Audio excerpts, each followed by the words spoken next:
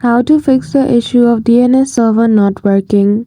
Hello everyone, welcome back to our channel and today we are back again with a new video. So without any delay, let's get into it.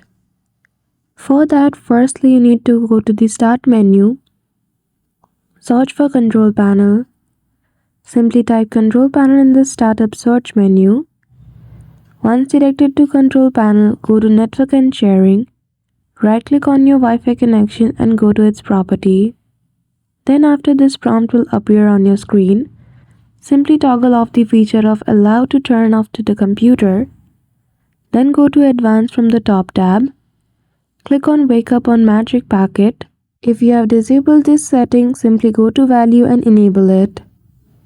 And that's it. Just like that you will be able to fix your issue. So I hope you found this video helpful. If you did, don't forget to give it a thumbs up and subscribe to our channel for such tutorial. Thank you for watching till the end.